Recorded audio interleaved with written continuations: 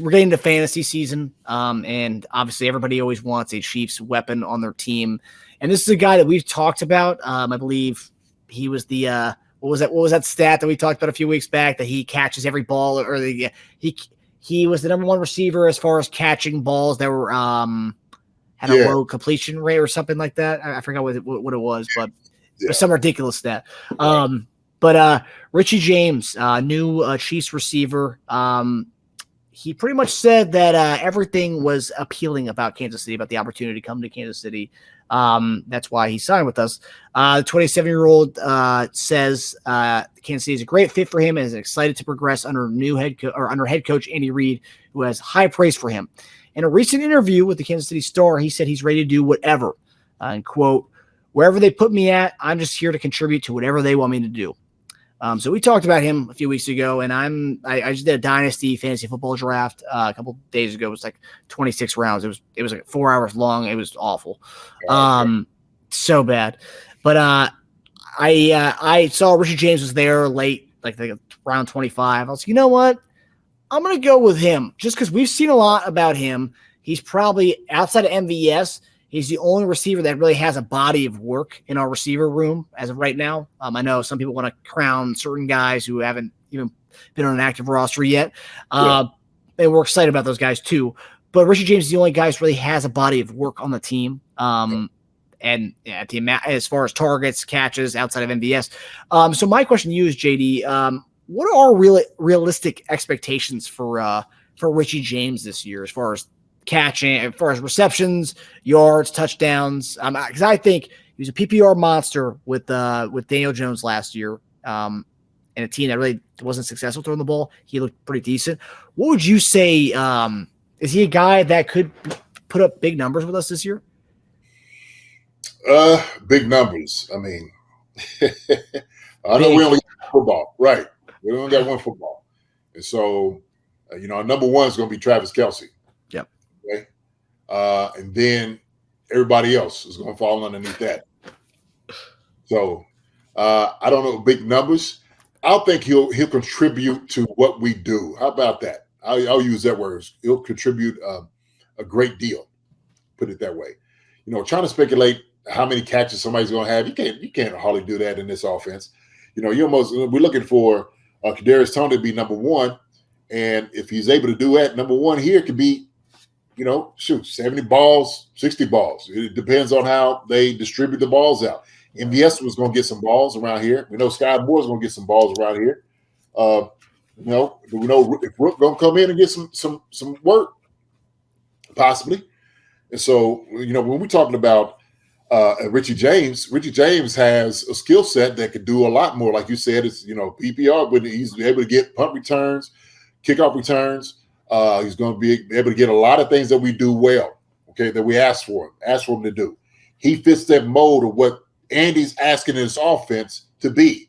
Slot receiver, reverse guy, come in motion, go back out. He's double move guy, like you said, man. He's been a solid guy in the league for the past couple of years in his receiving, right? And so he'll bring that here. He's going to bring that here, and he's happy. He's happy about it. I think he's very excited about playing with Patrick Mahomes and being with Andy Reid because he knows he fits his skill set. He knows he's like, man, shoot, this is exactly what I've been looking for. So, look, I don't doubt he's going to make the roster. I don't doubt he's going to be one of the guys that's going to contribute to what we do to be successful. And he's going to shock you. He's going to shock you. He's going to shock a lot of different people who just don't believe that he's going to make the squad. I think differently. I think he fits exactly what we do. Like you said, he's been a solid guy for a number of years. And he had Daniel Jones throwing the football. and Jimmy G was the other one, right? Was throwing the ball to him? Yeah. Yeah, so maybe we stepped up. I mean, he leveled up plenty with Patrick Mahomes. Yeah. So yeah, I think he'll contribute extremely well. He'll fit extremely well in what we do. So I'm going to go through some numbers here. I want you to say over, under. Okay. Okay. And I'll tell you what these numbers are after the fact. I got you. So will he have over under 78 catches next year? Under. Okay. Over under 42 catches next year. That 40 range is where it's maybe to get guys in. I'm gonna say under. Okay. Interesting. 25 over under. Over 25. Okay, so all right. So those numbers that I just gave to you. So 78 was Juju. That's how many catches Juju had last year. Okay. He was the number one receiver on our team. Of all the receivers, I just did receivers who had catches on our team last year. He had the number one at 78. Okay. Number 2 was MVS with 42 catches. So that was the drop off, man. Yeah, I'm telling you. Yes. Yeah. Hardman 25 catches, Skyy Moore 22 catches, Justyn Watson 15 catches, and Kadarius Toney 14 catches. That's where it ended with receivers last year catches. Yeah. It looked like the distribution, man. I think it's how it's going to look. Not as much the striking between I say Kadarius Toney or number 1 and number 2. Mm-hmm. I think they'll all fit in the line and maybe somewhere around being kind of closer, like 30s. Yeah, well, I'm gonna say that they'll be up there, right? The Kadarius Toney and MVS or DeAndre Hopkins. Well, we don't forget him. He's probably going to be in the 80 range. I would say over 78 if he plays all season. Oh yeah. Well, and then Skyy Moore and those guys are going to be in the 40s and stuff like that. So, but yeah, I would say he's be over 20 something for sure.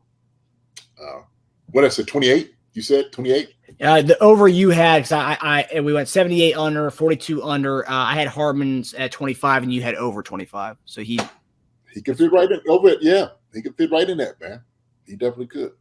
Yeah, and I was talking about playing style. He's more of a prototypical slot guy who can go over the middle. Hardman really wasn't. Hardman's a deep threat gadget guy. He's not really that, Yeah.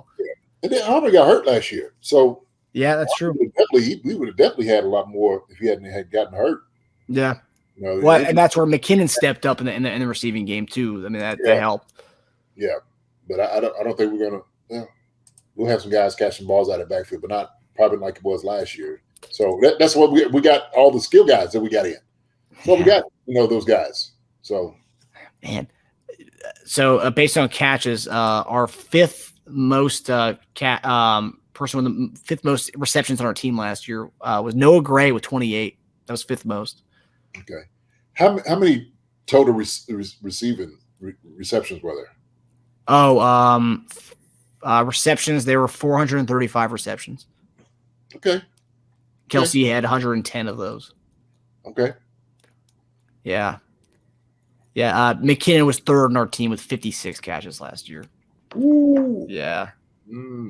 Yeah, man. And I could see that being around the same this year, if not more. If CH is having a lesser role. If we're going into the season, because with the way the season ended, McKinnon was getting what CH was getting at the beginning of the season.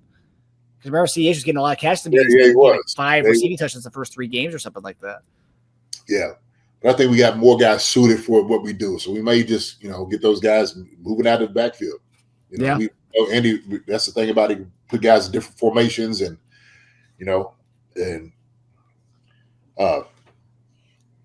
guys can get balls that way. So.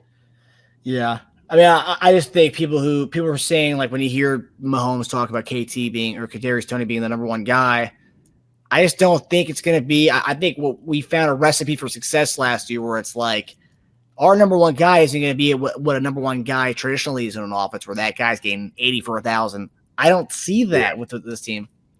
Yeah, no, me either. I think he did a much better job of just distributing the football around to different guys.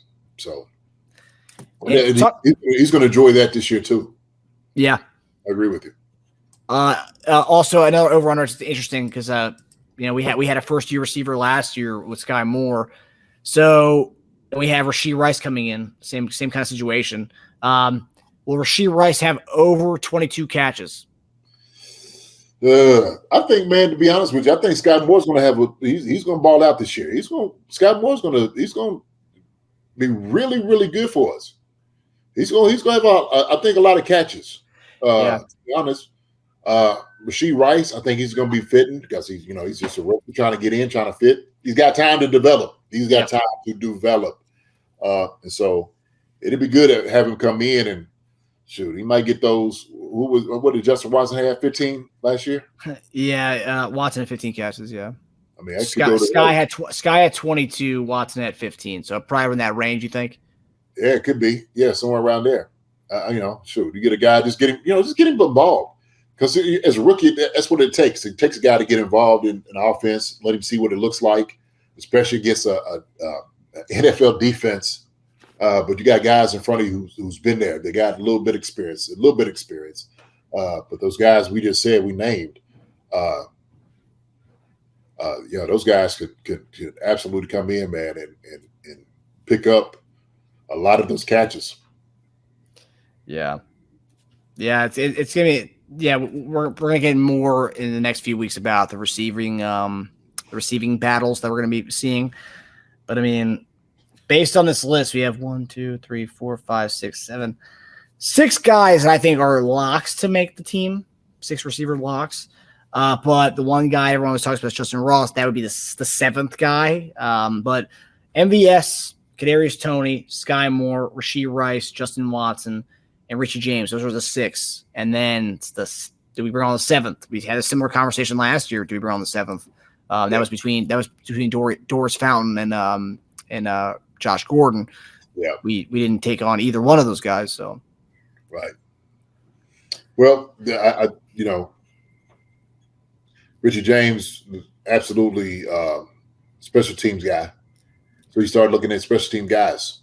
Okay, that's what it's going to boil down to. Especially we start getting a little bit later. I'm like, okay, who's playing special teams? Who's going down as a gunner? Who's going down to make tackles? Who's going to do this?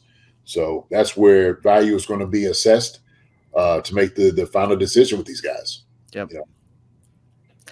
Yeah. So obviously lots of conversation to be had on the receiver battles. And I can't wait to see what it's going to look like in camp, baby. I can't wait to see what it's going to look like. It's going to be a good time.